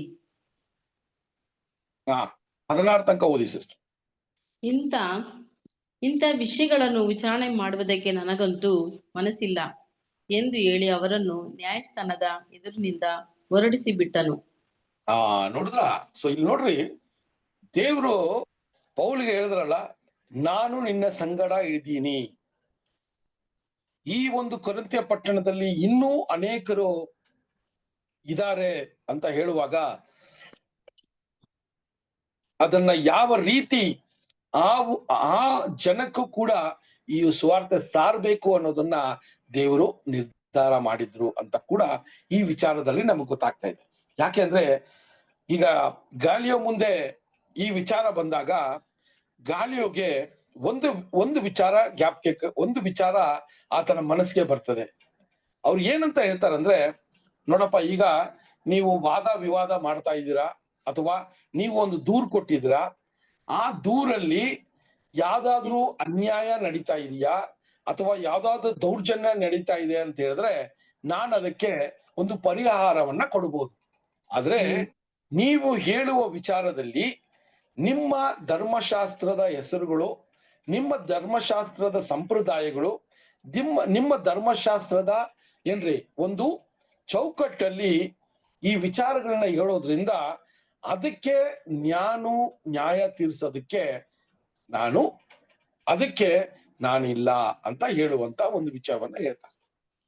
ನೀವು ಒಂದು ವೇಳೆ ಈ ವ್ಯಕ್ತಿ ಅನ್ಯಾಯವನ್ನ ಮಾಡಿದ್ದಾರೆ, ಈ ವ್ಯಕ್ತಿ ದೌರ್ಜನ್ಯವನ್ನ ಮಾಡ್ತಾ ಇದ್ದಾರೆ ಅಂತ ಹೇಳ್ಬೇಕಾದ್ರೆ ಅದಕ್ಕೆ ಸರಿಯಾದ ಒಂದು ನ್ಯಾಯವನ್ನ ನಾನು ಒದಗಿಸ್ಕೊಡಬಲ್ಲದು. ಆದ್ರೆ ನೀವು ಹೇಳುವ ಒಂದು ವಿಚಾರಗಳನ್ನ ನೋಡ್ಬೇಕಾದ್ರೆ ಇದು ನ್ಯಾಯಶಾಸ್ತ್ರದ ಅಥವಾ ನಿಮ್ಮ ಒಂದು ಕಾನೂನ ಬಗ್ಗೆ ನೀವು ಮಾತಾಡ್ತಾ ಇದ್ದೀರ. ನಿಮ್ಮ ಕಾನೂನ ಬಗ್ಗೆ ಮಾತನಾಡ್ಬೇಕಾದ್ರೆ ಅದನ್ನ ಬಗೆಹರಿಸೋದಕ್ಕೆ ನಾನಿಲ್ಲ ಅಂತ ಹೇಳಿ ಆ ಒಂದು ನ್ಯಾಯಸ್ಥಾನದ ಒಂದು ಪೀಠದಿಂದ ಇವ್ರನ್ನೆಲ್ಲ ಏನ್ ಮಾಡ್ಬಿಡ್ತಾರೆ ಅಂದ್ರೆ ಹೊರಗೆ ಕಳಿಸ್ಬಿಡ್ತಾರೆ. ಸಹೋದರರೇ, ಯೋಚನೆ ಮಾಡಿ, ಆ ವಿರೋಧಿಸುವ ಯಹೂದ್ಯರಿಗೆ ಯಾವ ರೀತಿಯ ಒಂದು ಮನಸ್ಥಿತಿ ಉಂಟಾಗಿರ್ಬೇಕು ಅಂತ ನೋಡಿ. ಯಾಕೆ ಅಂದ್ರೆ ಆ ಒಂದು ರೀತಿಯ ಒಂದು ವಿಚಾರ ಅಲ್ಲಿ ನಡೆದಾಗ ಗಾಲಿಯೋ ಬಂದು ರೋಮಾಪುರಿಯ ರಾಜ್ಯದ ಒಬ್ಬ ಸದಸ್ಯ ಅಥವಾ ಒಂದು ಗವರ್ನರ್ ಆಗಿದ್ದ. ಅವನ ವಿರುದ್ಧವಾಗಿ ಏನೂ ಮಾತಾಡಕ್ ಆಗಲ್ಲ ಇವ್ರು. ಅದರಿಂದ ಇವ್ರು ಏನ್ ಮಾಡ್ಬಿಟ್ರು ಅಂದ್ರೆ ಸಹೋದರರೇ, ಅಲ್ಲಿ ಒಂದು ವಿಚಾರವನ್ನ ಮಾಡ್ತಾರೆ. ಅದ್ ಯಾವ್ದು ಅಂದ್ರೆ 18ನೇ ಅಧ್ಯಾಯ 17ನೇ ವಚನವನ್ನ ನೋಡೋಣ. 17ನೇ ವಚನವನ್ನ ಓದಿ. 18th chapter 17th verse ಓದಿ.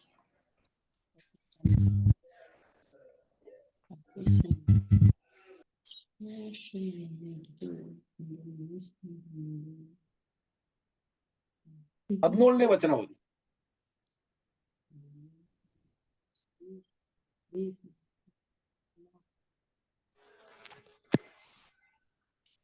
ಆಗ 18, 17. ಆಗ ಜನರೆಲ್ಲರೂ ಸಭಾಮಂದಿರದ ಅಧ್ಯಕ್ಷನಾದ ಸೋಸ್ಥೆನನನ್ನು ಹಿಡಿದುಕೊಂಡು ನ್ಯಾಯಸ್ಥಾನದ ಮುಂದೆಯೇ ಹೊರಟರು.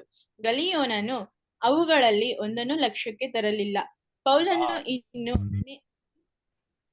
ಓಕೆ ಸಿಸ್ಟರ್, ಅಲ್ಲಿ ನಾವು ನೋಡುವಾಗ ಈಗ ಏನಾಯ್ತು ಅಂತ ನೋಡ್ಬೇಕಾದ್ರೆ ನೋಡ್ರಿ, ಇಲ್ಲಿ ಯಾವ ರೀತಿಯ ವಿಚಾರ ನಡೀತಾ ಇದೆ ಅಂದ್ರೆ, ಈಗ ದೂರ ಹೇಳುತ್ತಾ ಅವರು ಬಂದ್ರು, ರೋಮಾಪುರಿಯ ರಾಜ್ಯವನ್ನ ಅಥವಾ ರೋಮಾಪುರಿಯನ್ನ ಆ ಪ್ರಾಂತ್ಯದಲ್ಲಿ ಇರುವಂತ ಗವರ್ನರ್ ಹತ್ರ ಬಂದ್ರು, ಅವ್ರ ಹತ್ರ ದೂರ ಹೇಳಿದ್ರು. ಆದ್ರೆ ಆ ಒಂದು ವ್ಯಕ್ತಿ ಇದಕ್ಕೆ ಈ ಒಂದು ವಿಚಾರಗಳನ್ನ ಲಕ್ಷಿಸಿಲ್ಲ.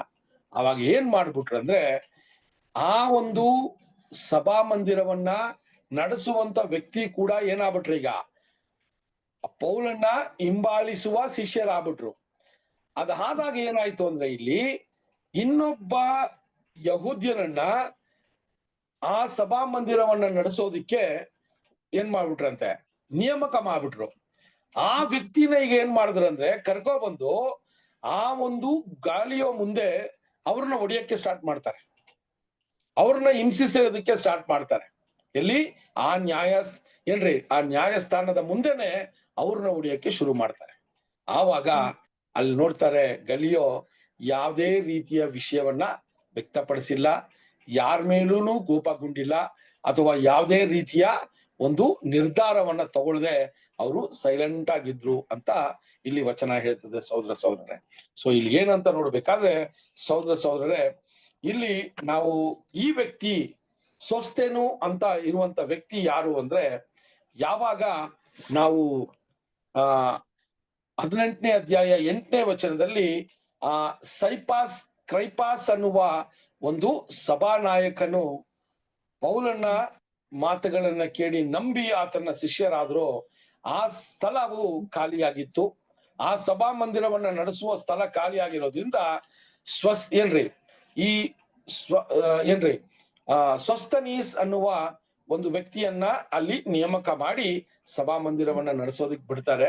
ಆದ್ರೆ ಅಲ್ಲೂ ಕೂಡ ಏನಾಗತ್ತೆ ಅಂದ್ರೆ, ಈ ಸೊಸ್ತನಿ ಅನ್ನುವ ವ್ಯಕ್ತಿ ಕೂಡ ಪೌಲನ ವಿರುದ್ಧವಾಗಿ ಏನೂ ಮಾಡದೆ ಪೌಲನ ಮಾತುಗಳನ್ನ ನಂಬುವರಾಗಿರೋದ್ರಿಂದ ಅಲ್ಲಿ ಅವರಿಗೆ ಇನ್ನೂ ಒಂದಷ್ಟು ಕೋಪ ಬಂದು ಆ ಒಂದು ಈ ಗಲಿಯೋ ಅನ್ನುವ ವ್ಯಕ್ತಿಯ ಒಂದು ನ್ಯಾಯಸ್ಥಾನಕ್ಕೆ ಬಂದಾಗ ಅಲ್ಲಿ ಕೋಪಗೊಂಡು ಅವನು ರೋಮಾಪುರಿಯ ಆ ಒಂದು ಮನುಷ್ಯನನ್ನ ಏನೂ ಮಾಡಕ್ಕಾಗಲ್ಲ, ಆದ್ರೆ ಇವರು ನೇಮಕ ಮಾಡಿರುವ ಈ ಸೊಸ್ತೇನನ್ನ ಒಡೆಯಕ್ಕೆ ಪ್ರಾರಂಭ ಮಾಡಿದ್ರು ಅಂತ ಕೂಡ ನಾವು ನೋಡ್ತೀವಿ ಸಹೋದರ ಸಹೋದರ.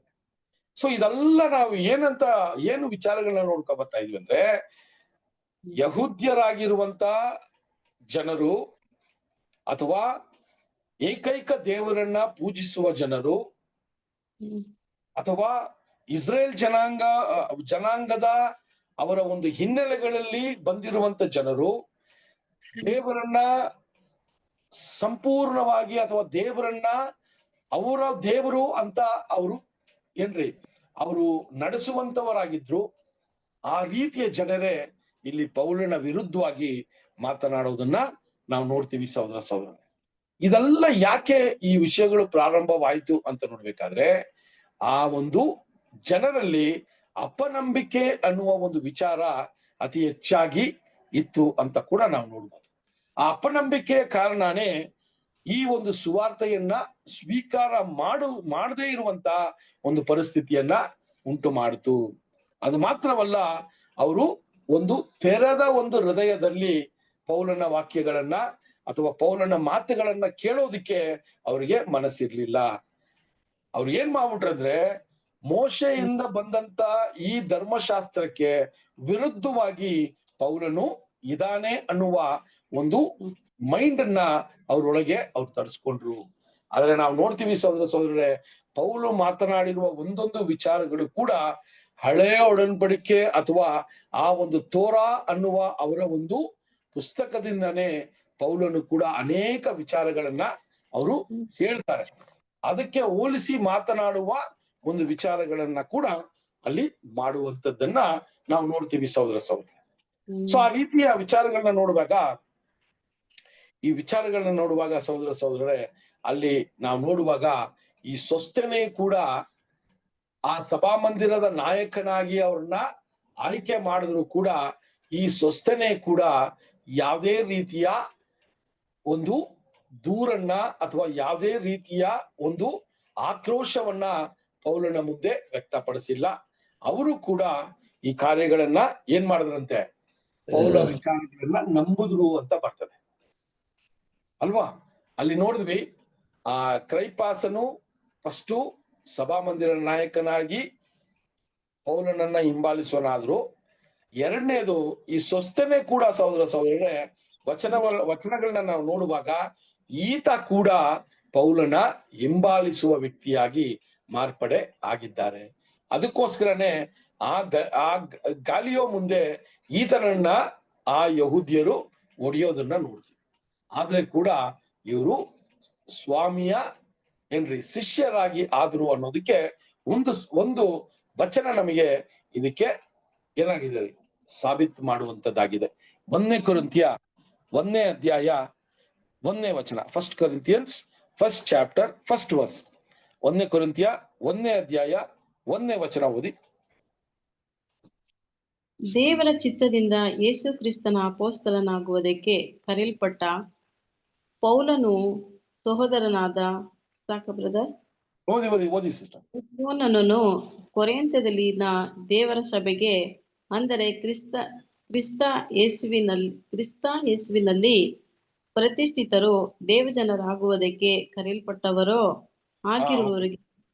ಆ ವಚನವನ್ನ ಪ್ರಾರಂಭ ಮಾಡುವಾಗ ಪೌಲ್ ಬರೀತಾರಲ್ಲ, ಅದನ್ನ ಓದಿ ಸಿಸ್ಟರ್. ಫಸ್ಟ್ ಲೈನ್ಸ್ ಓದಿ.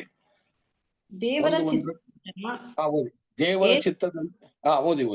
ಯೇಸು ಕ್ರಿಸ್ತನ ಅಪೊಸ್ತಲನಾಗುವುದಕ್ಕೆ ಕರೆಯಲ್ಪಟ್ಟ ಪೌಲನು, ಸಹೋದರರಾದ ಯೋನನು ಕೊರಿಂಥದಲ್ಲಿನ ದೇವರ ಸಭೆಗೆ, ಅಂದರೆ ಕ್ರಿಸ್ತ ಯೇಸುವಿನಲ್ಲಿ ಪ್ರತಿಷ್ಠಿತರು. ಓಕೆ ರೀ. ಸೊ ಅಲ್ಲಿ ನೋಡ್ರಿ, ಸೊಸ್ತೇನನ ಹೆಸರು ಬರ್ತದೆ ಅಲ್ಲಿ ಅಲ್ವಾ? ಸೊ ಸಹೋದರರೇ, ಕೊರಿಂಥ್ಯ ಪಟ್ಟಣದಲ್ಲಿ ಈ ಸೊಸ್ತೇನನು ಸಭಾ ಮಂದಿರದ ನಾಯಕರಾಗಿ ಅಲ್ಲಿ ನೇಮಕ ಮಾಡಿದ್ರು ಕೂಡ ಅವರು ಪೌಲನ ಮಾತುಗಳನ್ನ ಕೇಳಿ ನಂಬಿರೋದ್ರಿಂದ ಅವರು ಕೂಡ ಪೌಲನ ಜೊತೆ ಏನ್ರಿ ಆ ಒಂದು ಸುವಾರ್ತೆಯನ್ನ ಸಾರುವ ಒಂದು ವಿಷಯದಲ್ಲಿ ಅವರು ಕೂಡ ಅವರ ಜೊತೆಯಲ್ಲಿದ್ರು ಅಂತ ಕೂಡ ನಾವು ನೋಡ್ತೀವಿ. ಅದನ್ನೇ ಪೌಲು ಕೊರಿಂಥ್ಯ ಸಭೆಗೆ ಆ ಪತ್ರವನ್ನ ಬರೆಯುವಾಗ ಸೊಸ್ತೇನನು ಏನಾಗಿದ್ದಾರೆ, ಆತನ ಜೊತೆ ಇದ್ದಾರೆ. ಅದನ್ನೇ ಅಲ್ಲಿ ಪ್ರಾರಂಭ ಮಾಡ್ತಾರೆ. ಸೊಸ್ತೇನನು ಯಾವ ರೀತಿ ಪೌಲ ಜೊತೆ ಇದ್ರು ಅನ್ನೋದನ್ನ ಕೂಡ ನಾವು ನೋಡ್ತೀವಿ ಸಹೋದರರೇ. ಅದರಿಂದ ಈ ವಿಚಾರಗಳನ್ನ ನಾವು ನೋಡುವಾಗ ಆ ಗಾಲಿಯೋ ಬಂದು ಯಾವುದೇ ರೀತಿಯ ಒಂದು ವಿಷಯವನ್ನ ವ್ಯಕ್ತಪಡಿಸದೆ ಆ ಎದುರು ನಿಂತಿದ್ದ ಯಹೂದ್ಯರಿಗೆ ಒಂದು ಏನ್ರಿ ಅವ್ರಿಗೆ ಒಂದು ಮಾನಭಂಗ ಅಥವಾ ಒಂದು ಇನ್ಸಲ್ಟ್ ಆಗಿರುವ ಪರಿಸ್ಥಿತಿ ಬಂದಾಗ ಆ ಸೊಸ್ತೇನನ್ನ ಒಡೆಯುವ ಒಂದು ವಿಚಾರವನ್ನ ಆ ಒಂದು ನ್ಯಾಯ ಸ್ಥಾನದಲ್ಲೇ ಅವ್ರು ಮಾಡುವಾಗ ಕೂಡ ಇವ್ರು ಏನ್ ಮಾಡಲ್ಲ, ಗಾಲಿಯೋ ಅದರ ಬಗ್ಗೆ ವಿಚಾರವನ್ನ ಮಾಡಲ್ಲ. ಅದು ಮಾತ್ರವಲ್ಲ ಸಹೋದರರೇ, ಈ ರೋಮಾಪುರಿಯ ಪ್ರತಿನಿಧಿಗಳಾಗಿರುವಂತ ಜನರು, ಗವರ್ನರ್ಗಳಾಗಿರುವಂತವ್ರು ಕೂಡ ಎಷ್ಟೋ ಸಮಯಗಳಲ್ಲಿ ಯಹೂದ್ಯರ ಪದ್ಧತಿ, ಯಹೂದ್ಯರ ಧರ್ಮಶಾಸ್ತ್ರ, ಯಹೂದ್ಯರ ಒಂದು ಸಂಪ್ರದಾಯಗಳು ಇದರ ಬಗ್ಗೆ ಅತಿ ಹೆಚ್ಚಾದ ಗಮನ ಕೊಡ್ತಾ ಇರ್ಲಿಲ್ಲ. ಅವ್ರದೇ ಆದಂತ ಒಂದು ಬದುಕನ್ನ ಬದುಕೋದಿಕ್ಕೆ ಅವರು ಬಿಟ್ಬಿಟ್ರು. ಅವರ ಧರ್ಮಕ್ಕೆ ಯಾವುದೇ ರೀತಿಯ ಒಂದು ಪ್ರತಿಕ್ರಿಯೆಯನ್ನ ತೋರಿಸ್ತಾ ಇರ್ಲಿಲ್ಲ. ಏನ್ರಿ, ರೋಮಾಪುರಿಯ ಅಲ್ಲಿರುವಂತ ರಾಜರು ಅಥವಾ ಆ ರೋಮಾಪುರಿಯ ಒಂದು ರೆಪ್ರೆಸೆಂಟೇಟಿವ್ ಆಗಿರೋರು ಇವರ ಧರ್ಮದ ವಿಚಾರವಾಗಿ ಯಾವುದೇ ಒಂದು ವಿಚಾರವಾಗಿ ಅವ್ರ ತಲೆ ಕೆಡಿಸ್ಕೋತಾ ಇರ್ಲಿಲ್ಲ. ಅವ್ರ ಧರ್ಮ ಉಂಟು ಅಂತ ಅಲ್ಲಿ ಮಾಡ್ತಾ ಇದ್ದ. ಅದೇ ರೀತಿನೇ ಇಲ್ಲಿ ಗಲಿಯೋವನ್ನ ನೋಡುವಾಗ ಇದನ್ನೇ ಮಾಡ್ತಾ ಇದ್ರು. ಇದನ್ನೇ ನಾವು ಸ್ವಲ್ಪ ಗಮನಕ್ಕೆ ತಂದಾಗ ಯೇಸು ಸ್ವಾಮಿಯ ಸಮಯದಲ್ಲಿ ಕೂಡ ಪಿಲಾತನು ಕೂಡ ಇದನ್ನೇ ಮಾಡಕ್ಕೆ ಮುಂದಿದ್ರು. ಪಿಲಾತನು ಕೂಡ ಸ್ವಾಮಿಯ ವಿಚಾರವಾಗಿ ಅಲ್ಲಿ ಒಂದು ದೂರನ್ನ ತಂದಾಗ ಪಿಲಾತನು ಕೂಡ ಈ ವಿಚಾರವನ್ನ ಈ ಒಂದು ವಿಷಯವಾಗಿ ನಾನು ಯಾವುದೇ ತೀರ್ಪನ್ನ ಕೊಡಲ್ಲ ಅಂತ ಅಲ್ಲಿ ಏನ್ ಮಾಡ್ತಾರ್ರಿ, ಅದನ್ನ ಆ ಒಂದು ವಿಚಾರವನ್ನ ಅವರಿಂದ ತೆಗೆದುಹಾಕಕ್ಕೆ ಅಥವಾ ಅದರ ಜೊತೆ ಅದನ್ನ ಅವರು ಯಾವುದೇ ರೀತಿಯ ಲಕ್ಷ್ಯಕ್ಕೆ ತಗೊಳ್ಳದೆ ಇರೋದ್ರಿಂದ ಅಲ್ಲಿ ಪಿಲಾತನು ಏನ್ ಮಾಡ್ತಾರೆ ಅಂದ್ರೆ ಅದರ ಮೇಲೆ ಗಮನ ಕೊಟ್ಟಿಲ್ಲ. ಆದ್ರೆ ಆ ಸಮಯದಲ್ಲಿ ದೇವರ ಅಥವಾ ಸ್ವಾಮಿಯ ವಿರುದ್ಧವಾಗಿರುವಂತ ಯಹೂದ್ಯರು ಏನೋ ಒಂದು ಸೂಚಕವನ್ನ ಮಾಡಿದ್ರು, ಏನೋ ಒಂದು ತುಂಬಾ ಮುಖ್ಯವಾದ ಒಂದು ವಿಚಾರವನ್ನ ಅಲ್ಲಿ ಮುಂದೆ ಇಟ್ರು ಅಂತ ನೋಡ್ಬೇಕಾದ್ರೆ ನಮಗೆ ಒಬ್ಬನೇ ರಾಜ ಅಲ್ವಾ, ಸೀಸರ್ ಬಿಟ್ರೆ ನಮಗೆ ಅರಸನಿಲ್ಲ. ಈ ವ್ಯಕ್ತಿ ಆತನನ್ನೇ ಅರಸನು ಅಂತ ಹೇಳ್ತಾ ಇದ್ದಾರೆ.